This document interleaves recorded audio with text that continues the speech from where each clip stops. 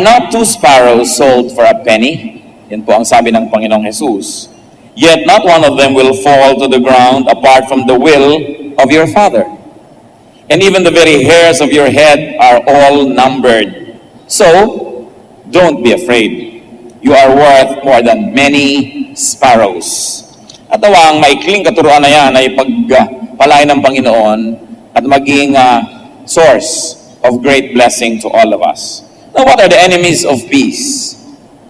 Sa maiksing katuruan po na yan ng Panginoon na napakadalas na natin narinig, paulit-ulit na nababasa, ano ang mari nating madagdag pa na pagpapalang makukuha dyan? There are two great enemies of peace, and one of that is something big, like big fears. Malaking mga takot o malaking takot kung nag-iisa man yon, o malaking maraming takot. At ang conclusion po na ibinibigay ng Scripture, lalong-lalo ng mga katuruan ng Panginoong Jesus, is do not fear. Do not. Pag sabing do not fear, it means that it is within your will to fear or not to fear, that you may choose to fear or not to fear. Deuteronomy 31:8, the Lord Himself goes before you and will be with you. He will never leave you nor forsake you. Do not be afraid. Do not be discouraged. Habang ang original na kausap at tinutukoy dito ay hindi naman tayo at mga tao na nabuhay nung matagal na, hindi naman nagbabago ang Diyos. At ang ibinibigay niyang pagpapala noon ay maaari pa rin niyang ibigay ngayon. Ang mahalaga lang, ipwesto natin ang ating sarili kung paano nakapwesto yung mga taong pinagpala niya noon at makikita natin na hindi naman imposible na yung mga blessing na ibinigay sa kanila ay ibigay din sa atin. So one big enemy of peace is a big fear. Like what is your fear in your life? Ano mga kinakatakutan natin na tuloy gumugulo sa ating isip, nagnanakaw ng ating tulog, ng ating kapayapaan, ng ating pamamahinga, at ginugulo tayo bagamat wala namang dinadawang mabuti at hindi naman nalulutas ang mga pinoproblema natin sa buhay. Pero may kakambal po yung something big na yan, and it is something small. Another enemy of peace is little trust. Ang mga tao ay may malaking takot at pagkatapos ay may maliit na pagtitiwala sa Diyos. Pag pinagsama mo ang dalawang ito, siguradong gulo. Siguradong gulo ng isip, gulo ng espiritu, siguradong magiging sleepless nights, troubled days, worried existence. Little trust. So the main message of Matthew 10:29-31 is encouragement for people to have limitless trust in God. At yan po ang binibigyan ng Panginoong Jesus sa solusyon sa ating mga takot. Hindi niya sinabing ibibigay ko lahat yung kailangan mo, ayan, nakaipon na sa iyong harapan, palalakasin kita, payayamanin kita, bibigyan kita ng sa sandalan ng tutulong sa iyo. Ang sinabi niya, magtiwala ka. Tulad ng umaalingaw-ngaw sa Isaiah 41 verse 10, so, do not fear, for I am with you. Do not be dismayed, for I am your God. I will strengthen you and help you. I will uphold you with my righteous right hand. Sabi, ako naman ang kakampi mo, ako ang magtatanggol sa iyo, ako ang tutulong sa iyo, nandito ako lagi, anong dapat mong ipangamba? And Romans 10:11 echoes this, anyone who trusts in Him will never be put to shame. Once more, Isaiah, verse 16 of chapter 28. So this is what the sovereign Lord says, the one who trusts will never be dismayed. Pero may condition po na naging napakalinaw sa James 1:6-8. But when he asks, he must believe and not doubt. Because he who doubts is like a wave of the sea, blown and tossed by the wind. That man should not think he will receive anything from the Lord. He is a double-minded man, unstable in all he does. So nandyan po nakalinyang napakarami mga verses na nagsasabing magtiwala. Kaya ka naguguluhan, kaya ka naliligalig ay dahil minamalaki mo ang iyong problema at minamaliit mo ang Diyos. Ganun lamang ang arithmetic ng lack of peace. Pinalaki ang problema, pinaliit ang Diyos, pinaliit ang pananalig, pinaliit ang mga pangako at ang magagawa ng Diyos. Sabi, hingi ka ng kapayapaan, hindi ka naman naniniwalang tatanggapin mo nga yan, paano mo matatanggap? Because, really, it's in the mind. Pag sa iyong isip, desidido ka magkaroon ng kapayapaan at manalig, magkakaroon ka ng kapayapaan because many things happen in the mind. Let me substantiate that. Pag nagselos kayo, alam ba, mayroon kayong asawa, mahal sa buhay na malayo sa inyong piling, at nakaisip kayo na meron siyang kasama, meron siyang kalong-kalong, meron siyang kaulayaw, sa isip nyo pa lang yon, pero nagiinit na yung tenga ninyo at tumataas na ang inyong presyon at galit na kayo. Pero ang totoo, wala naman pala siyang ginagawa, pero dahil inisip nyo na, nangyari na doon, naging totoo na. Mas malalim at mas makapangyarihan na realidad yung nasa isip natin kaysa yung nangyayari sa ating harapan. Kasi kung minsan may nangyayari na nga sa harapan natin, aktual, pero dahil hindi natin pinansin, hindi naman tayo naapektuhan. Kaya kung minsan, naglakad ka doon sa isang madilim na daan, hindi mo kasi alam na maraming ahas doon, hindi ka naman talaga natuklaw at hindi ka naman natakot. Pero yung nag-i-imagine, may ahas yata dito, baka may ahas dito, kahit wala, natakot na siya. Ang reality is what is inside your brain. So ano po ba ang nasa loob ng isip natin? Na ang Diyos ay makapangyarihan, maibigin at mapagtitiwalaan? O ang nasa loob ng isip natin ay yung mga pinoproblema natin sa buhay? Pag pinagsama nyo ang dalawang yon, sabi, paano kayo aasa na pagpapalain? Sa loob lang ng isip nyo, nalilito kayo, paano mangyayari na ang matatahimik ang inyong kalooban? Kaya napakahalaga po ng childlike faith. That's why the Lord Jesus said that the kingdom of heaven belongs to such as these, meaning the children, not because of their age, but because of their capacity to believe. Ang mga bata, pag sinabi mong, sa isang linggo, pupunta tayo sa mall, kahit gumuho ang mundo, nagkaroon ng tsunami, bumagyo, pumutok ang mga bulkan, sabi ng, Daddy, linggo na. Dahil naniniwala siya, sinabi mo na pupunta kayo sa mall, mangyayari dapat yon. Yun ang childlike faith. At yun ang hinihingi sa atin ng Panginoon, yung hindi na masyadong nagpapakatalino, hindi na masyadong maraming mga iniisip sa buhay. Sinabi ng Diyos, tapos ang kwento, maniwala ka. Kasi kung hindi ka naman naniniwala, kahit mangyari yon, hindi ka pa rin magbe-benefit. Because your reality inside your mind is your reality. It's not what happens outside of your mind or it's not what happens around you, but it's your reality. Kaya yung mga may asawa na iniisip na pinagtataksilan sila ng asawa nila, sa sa hindi, dahil iniisip na nila, nangangayayat na sila, namumroblema na, nagagalit na. Yun namang pinagtataksilan at walang kamalay-malay, sarap na sarap pa rin sa buhay, may gana, tahimik na tahimik. Kasi hindi niya alam. So what is reality? What is reality is what you know and believe in. That is your reality. At pwede nating piliin kung anong reality natin. Maniniwala ba ako sa salita ng Diyos o hindi? Pangahawakan ko ba kanyang mga pangako o hindi? Kaya kahit pareho kayo magkatabi dyan at lumilindol, yung nananalig sa Diyos, payapa. Yung hindi nananalig, nagugulo. Kahit nagaling kayo sa isang pamilya, pare-pareho kayong walang pera, yung nananalig sa Diyos, mas nakangiti kaysa doon sa hindi nananalig. So what is your reality? We must trust God unto peace. It's not enough to say, I trust God. Because when you trust God, you must have peace.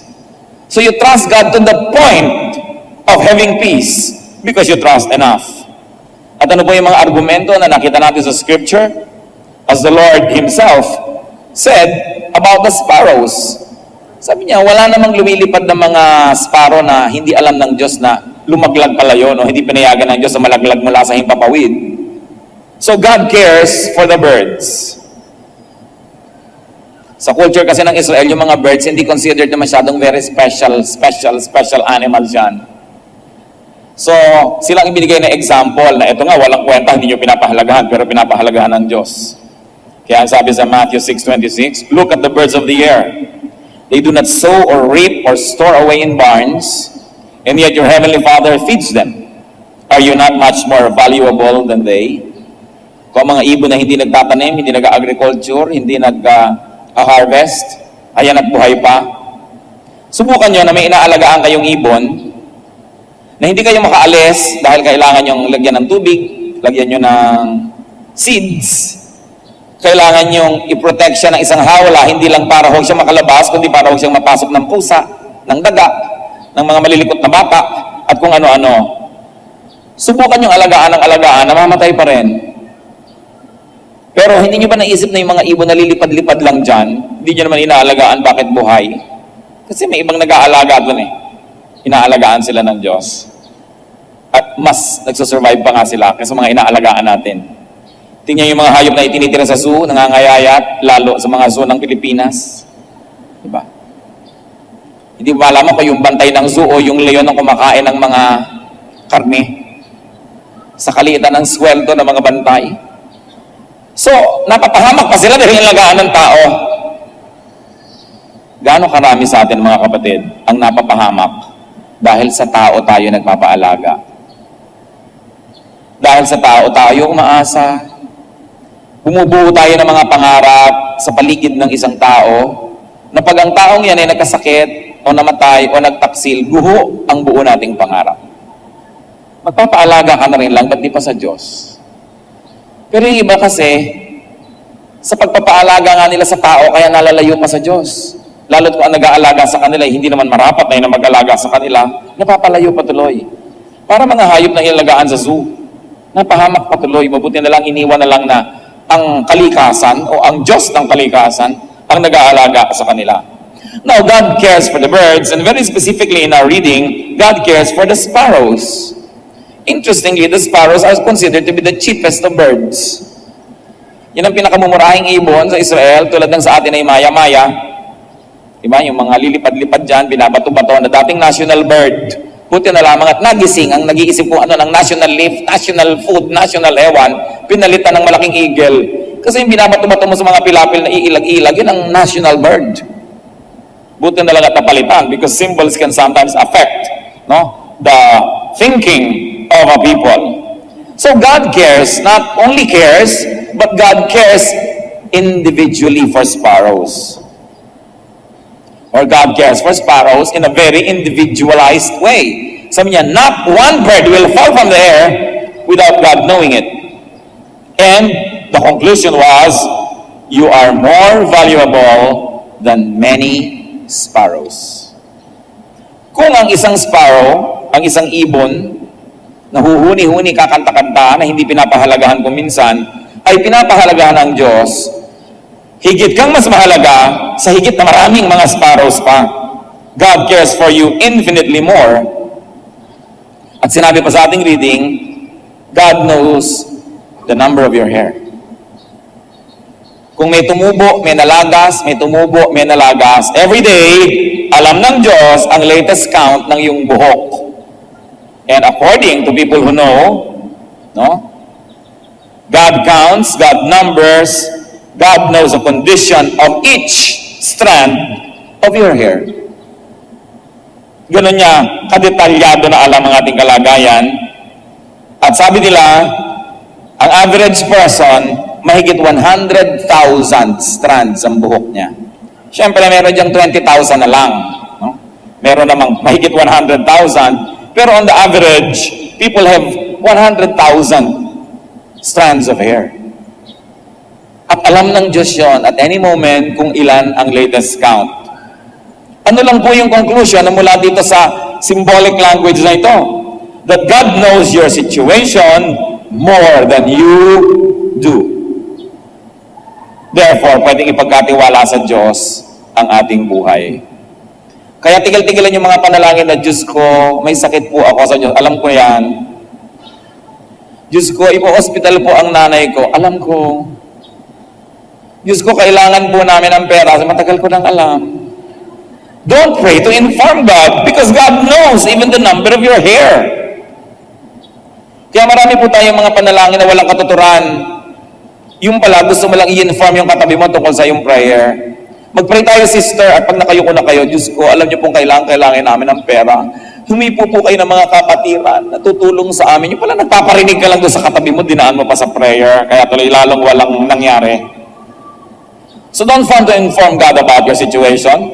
If you like other people in your prayer group to know what you'll pray for, tell them about it before you pray. But don't use the prayer as a bulletin board because God knows your situation. And God is interested, God is involved in, and God is concerned with you. Kung sa ibon nga, interesado siya, sa tao pa ba?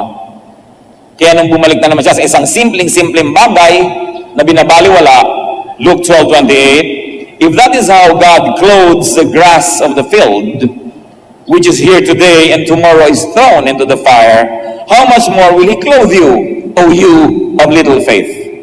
Ito pong pagtuturo na ito ay magkakambalang ginawa ng Panginoon na example, yung ibon na binabaliwala at yung damong binabaliwala. At yung daw damo, bagamat ngayon ay buhay at bukas ay lanta na, o kaya ay buhay ngayon at bukas ay sinigaan at ipinanggatong at ginamit sa ibang bagay, habang sa maiksing buhay niya ay dinadamitan ng Diyos ng magagandang kulay at bulaklak, ikaw pa kayang tao ang di niya damitan? Ikaw pa kaya ang hindi niya bigyan ng halaga? So pag pinagsama-sama po natin ito, ano ang dapat nating ma-develop? Is to trust God unto peace. It's not enough to say you trust God, but you ask yourself, does my trust bring about peace? Because if it doesn't, therefore you don't trust God enough. And knowing that can already be the beginning of the solution of our situation, because we can even ask God to increase our faith. Even the disciples asked Jesus to increase their faith. Ang mahalaga lang, nalalaman natin kulang yung faith ko, Lord. Hindi tayo nagmamagaling na akala mo alam na natin lahat at napakalakas na ating pananalig. Pero pag sinabi natin, Lord, increase our faith. I like to trust you more. Hindi naman tayo pwede magkaila. Alam naman niya kung kulang ang pagtitiwala natin. Pero kailangan na hingin natin sa panalangin na dagdagan pa niya ang paniniwala natin sa Kanya. Psalm 62 verse 8, trust in Him at all times, O people. Pour out your hearts to Him, for God is our refuge. Siya lang naman ang pwede natin pagtaguan, pagsumbungan, puntahan, pagkublihan. Wala nang iba. May mga taong pansamantalang na pagkakatiwalaan, naaasahan, pero hindi lahat ng panahon at hindi sa lahat ng pagkakataon. Psalm 31:14, but I trust in you, O Lord. I say, you are my God. Napaka-loaded ng sentence na yan na you are my God. Kasi madalas sabihin natin you are my God, pero totoo ba? Baka naman ang Diyos natin ay pera, ang Diyos natin ay tao, ang Diyos natin ay ating mga pangarap. Kasi pag sinabing you are my God, ibig sabihin, sa iyo ko mananalig, sa iyo magmumula ang lahat ng katugunan sa aking mga pangangailangan. Pero madaling gawin ang Diyos ng motif, dekorasyon ng buhay natin. Pero to make God God, to understand the depth of that declaration that you are my God. Because anybody who can say that from the heart is a person who will have peace. When you say, you are my God. So Zechariah 4:6, so he said to me, this is the word of the Lord to Zerubbabel, not by might, nor by power, but by my spirit, says the Lord. Bakit po maraming taong insecure? Bakit maraming taong ninenervyos? Because they think it is might and power that will give them security. And because they don't have it, or they don't have enough of it, and worst of all, if their enemies have a lot of it, then they'll be nervous. But the verse says, no, it's not by might, it's not by power. So even if you had it, you know you never have enough. So you'll still be insecure. All the more, if you don't have it, the more you'll be insecure. But when you know that it's not really what counts, but the Spirit of God, then having it or not having enough of it will never make you insecure. Then you can say, well, God is my strength. It is the Spirit of God. Pag nananalig tayo, nalakas lang ng tao, kapangyarihan, strategy ang kailangan para magwagi lagi at maging secure, you will never be secure because there's always somebody else who is more powerful than you. And probably they are not even loving you, and maybe they're even your enemies. So you will be afraid. Proverbs 11:28, whoever trusts in his riches will fall, but the righteous will thrive like a green leaf. Here is another lie. Ano po kanina yung lie? That strength and power is what we need. The Bible says no, it's the Spirit of God that you need. Another lie is that it is riches that will make you secure. It is riches that will give you peace. Diyos ko, kung meron lang po akong 1 million, tahimik na ang buhay ko. Kung meron lang po akong 5 million o 20 million, payapang-payapa na ako. Tanungin niyo yung mga meron yan kung payapa nga. So pag meron ka niyan, hindi ka pa rin payapa. Pag wala ka, lalo ka namang hindi payapa. So paano ka magkakaroon ng kapayapaan? Yung sinasabi ng Biblia, dahil hindi dyan at hindi sa pagtitiwala niyan ka magkakaroon ng kapayapaan. kundi sa pagiging makadiyos, sa pagiging matuwid. In being righteous, you will stand. It's not through this. Psalm 118 verse 8, it is better to take refuge in the Lord than to trust in man. So what lie is being corrected here? That you are secure if there are people around you who will help you. So, ay secure ako dahil marami kong anak. Kahit 10 ang anak nyo, kung minsan nasa abroad ding lahat, pag natumba kayo dyan, wala din dadampot sa inyo. Madadampot pa kayo ng remittance. So, hindi na security ngayon yon. Sabi nyo, mag-aasawa ako para secure, hindi ako mag-isa pagtanda. Maraming iniwan ng asawa. Kung hindi man iniwan dahil sumama sa iba, namatay bigla yung asawa nyo, nag-iisa pa rin kayo. So sabi, pag ilalagay mo lang yung kaligayahan mo at yung sense of security mo, dahil may tao dyan, hindi ka magkakaroon ng kapayapaan dahil una, kung ang husay-husay niyang tao na yan, gusto yung sungkitin ng iba. So wala ka nang gagawin kundi bantayan yan para huwag maagaw ng iba. O kaya, may tao nga dyan pero hindi naman maasahan, pabigat pa, di lalong gumulong buhay mo. O kaya may tao nga dyan, mahal na mahal ka, talagang ipagtatanggol ka, pero yun, biglang namatay. Wala rin. Kasi sabi niya, kung aasa ka lang sa tao, hindi ka talaga magkakapis. Hindi natin sinasabing baliwala yung kapangyarihan, yung kayamanan, yung tao.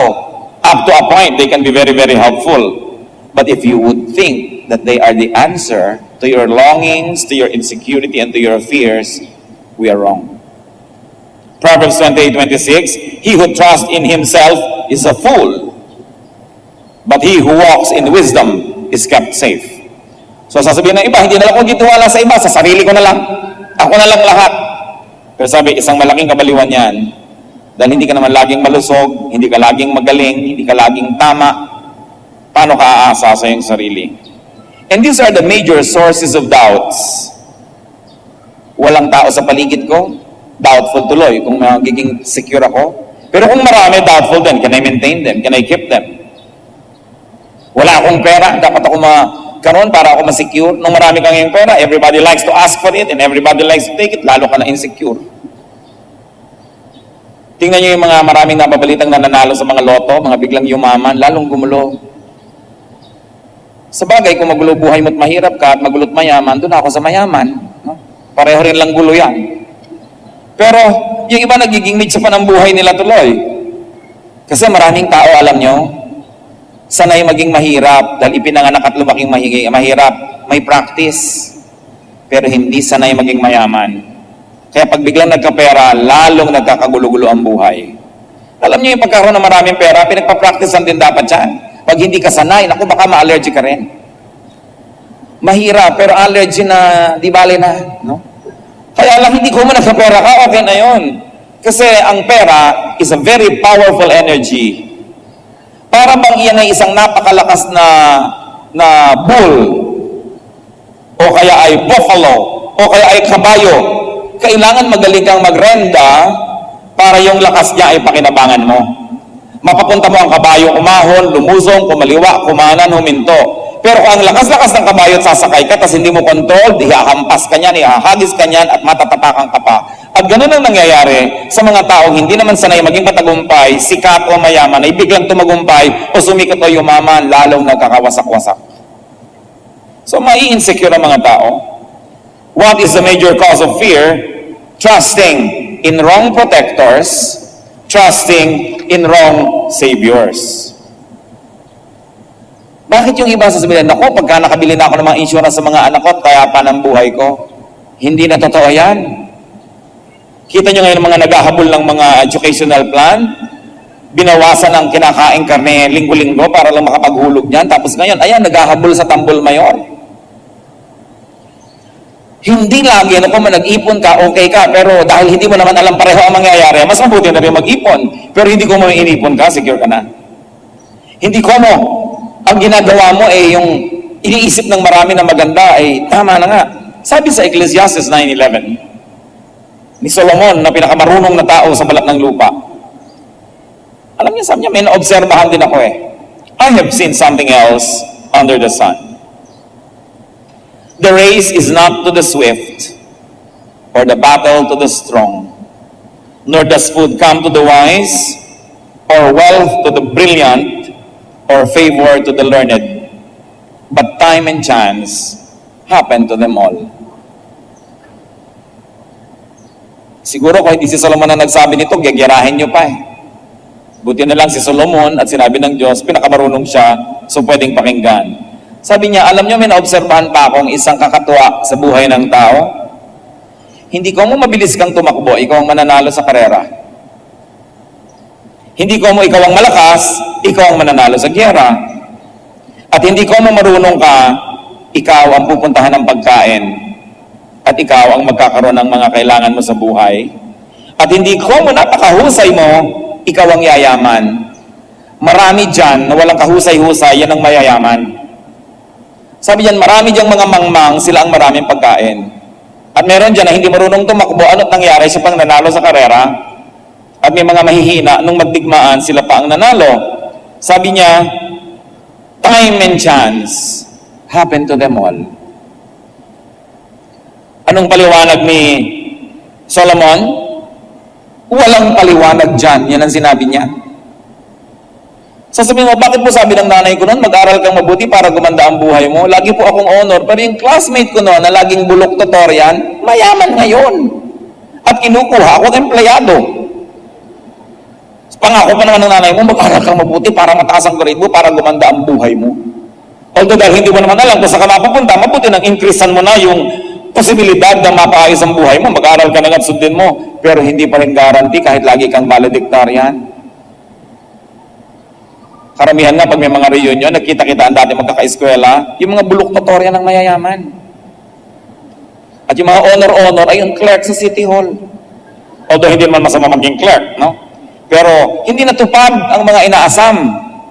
Sabi ni Solomon, walang paliwanag dyan.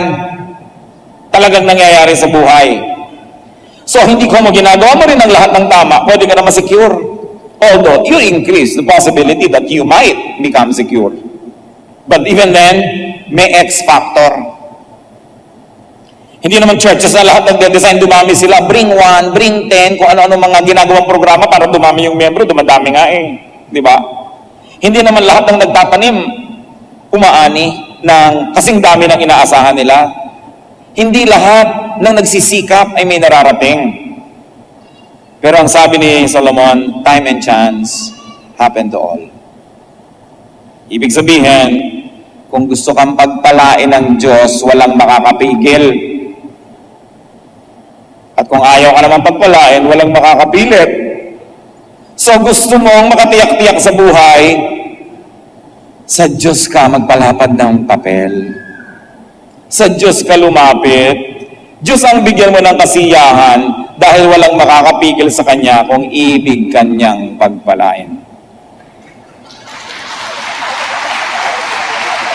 Pero yun ba ang ginagawa natin? Madalas, sinasakripisyo natin ang relasyon natin sa Diyos sa paghahabol ng pera, sa paghahabol ng kapangyarihan, sa paghahabol ng tao, sa paghahabol ng ating mga sariling minimiti sa buhay. Put your heart, put your life, put your spirit in God's hands dahil hindi Kanya pababayaan. Meron po ako isang paboritong illustration. Nabasa ko lang kung saan, nalimutan ko na kung saan yun. Pag daw mayroong isang ibon na dumapo sa iyong bintana, na wasak-wasak ang pakpak, dadamputin mo ba't dudurug-durugin mo, dumapo ka dito, halika ka, ibon ka, gaganyan-ganyan mo, tatadyak-tadyakan mo yung ibon? Sabi, hindi naman. Di po ba? Gaano karami sa inyo, dumapo ang ibon, aalagaan nyo ng konti para gumaling, patingin nga ng kamay ninyo. Patingin, nasa na mga kamay nyo? Ang dami. Kasi yun ang normal. Kung tayong tao na makasalanan, tayong tao na marami na rin sinaktan, at maring sinadya pa, mag-aalaga ng isang ibong nagpapakupkop.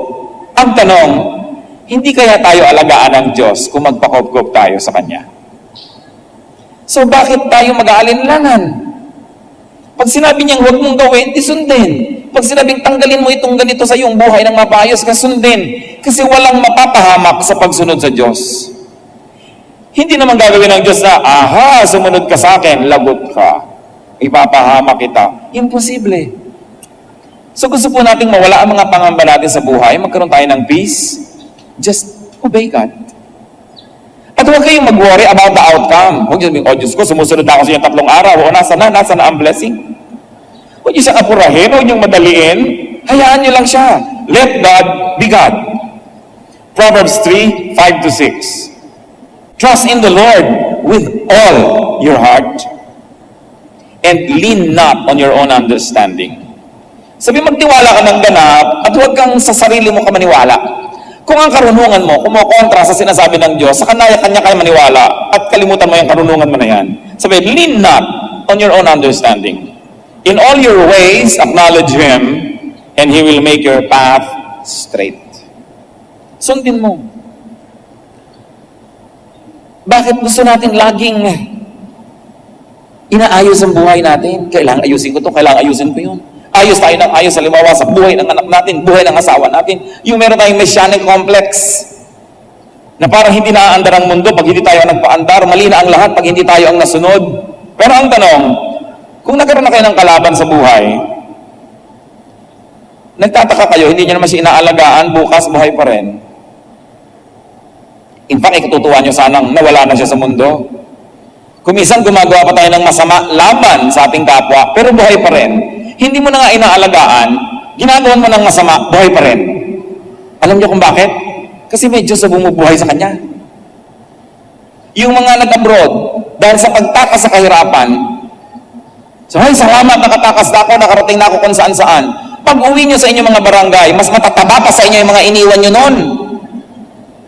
Mas malalaki pa ang tawanan, mas marami pa silang kasiyahan kuminsan kaysa sa inyo. Nagtataka ka, tinakasan ko sila, ginawa ko na ang lahat para bumuti ang buhay ko, ang tagal-tagal ko silang iniwan, dapat sa laki ng difference ng income namin, at sa dami ng laki ng naging agwat ko sa kanila, dapat mga hamak at dusta at mga yagit na itong lahat. Pero pagbalik mo, mas maganda pa cellphone nila kaysa sa'yo. Bakit? May Diyos din nag-alaga dun eh. Kahit saan ka sumuot, nandun ang Diyos. Yung sobrang inilalagay sa kamay nila, ang ikabubuti nila, sometimes to the point of not trusting God anymore and being obsessed with things, these are the people that sometimes even miss the mark and they miss the blessing. Kung yung ibon pinapakain, kung yung halaman dinadamitan, kung yung taong hindi nagsisikap, buhay pa rin, ikaw pa kaya na nagpapaka-Diyos? Ikaw pa kaya na magsisikap na magtitiwala at susunod sa Kanya? That is where peace is. Sa pagtitiwala at sa pagsunod. Isipin ninyo, ang buong Russia ay umaandar kahit wala kayo ron. Hindi naman kayo gobernador ng Hawaii, pero umaandar yung state na yon. Bakit? Because that's how God designed life to be. Life goes on. At sabi nga ng Jurassic Park, life finds a way. Kaya kahit isang buto, may inalagaan ka tumubo, pero isa ihagis mo lang kung saan, tumutubo rin eh. Kasi merong Diyos. Umiinog ang planeta kahit hindi mo ito itulak. Lumalakad ang panahon kahit hindi mo paandarin. Sisikat ang araw kahit hindi mo piliting itaas. Ang buhay ay aandar. So huwag nating sayangin ang ating lakas na i-manipulate ang buhay. Makiagos lang tayo sa speed, sa direction ng Panginoon, and you will enjoy life better. Let us not plague God. Huwag nating piliting baguhin ang ating kapwa. Ang Diyos nga eh. Hindi siya nagmamagic na baguhin ang tao. Tapos tayo gusto mong baguhin ang asawa mo, baguhin ang anak mo, baguhin ang lahat. Kaya tuloy miserable ka. Tingnan mo ang sarili mo, kung anong pwede mong baguhin because you have authority over yourself, but not over other people. Each one was given by God a distinct spirit that reports to God and to God alone. Kaya maraming taong miserable, pinoproblema ang hindi problema, pinapakialaman ang hindi dapat pakialaman, and in our strive to become perfect, we only become miserable. Sobrang nililinisan ng bahay. You know, a house must be clean enough to be healthy, but dirty enough to be happy. Kung sobrang linis naman yan para ng ospital, nakakatiyak akong walang masaya dyan. Kaya higpit-higpit mo siguro. No? Hindi na makapagkalat ang tao, hindi na magamit ang magagandang plato, hindi na malukot ang magagandang punda. Dapat medyo lukot-lukot, ibig sabihin may humiga, may nag-enjoy. Mga batang hapon na ang lilinis pa, siguro ang sukit ng nanay nito. Hindi siguro ito pinagpiko, hindi pinagulong sa lupa, hindi nakahipon ng kung ano-ano. Ang linis-linis nga niya, pero naging bata pa siya. So also children must be clean enough to be healthy, but dirty enough to be happy. Relax and enjoy the journey. You don't have to be perfect, and besides, you cannot be. Pag may okasyon, naghanda na kayo, kahit kayo yung host, enjoy the party. Kasi kadalasan yung host hindi nag-enjoy because she wants to either please or to impress. Most of the time, they like to impress. That's why they cannot relax. Pag nagawa na po natin yung pinakakaya natin gawin, yun na, enjoyin nyo na. May maipintas sila, hayaan nyo. Dahil kahit naman magpakamatay kayo ng kaaayos, may ipipintas pa rin ng tao. Many of our cares are needless. Many of our worries are needless. Kaya ang kasabihan, why worry when you can pray? Ang anak nyo, alauna na, wala pa ng bahay, hindi nyo alam kung nasan, kahit kayo dyan magtitiwarek, hindi nyo pa rin siya matutulungan. So, matapos yung nagawa ang dapat yung gawin, itulog nyo yan, dahil wala rin naman kayong magagawa. Sabi nyo, madaling sabihin yan. O sige, madali, pero, di ba, wala rin namang nagagawa yung nag-aalala. So, may Diyos. Kung kaya nating dalhin sa Diyos sa panalangin, ibigay natin sa Kanya, at pagkabigay natin sa Kanya, hayaan natin siya ang gumawa, sapagkat siya ang Diyos. God is in control. Not one hair from your head will fall without His knowledge. Not one sparrow will fall from the sky without His permission. Colossians 1:17, He is before all things, and in Him all things hold together. Peace is not in riches, not in strength, not in power, not even in health, not in control of the situation, but peace is in trusting God.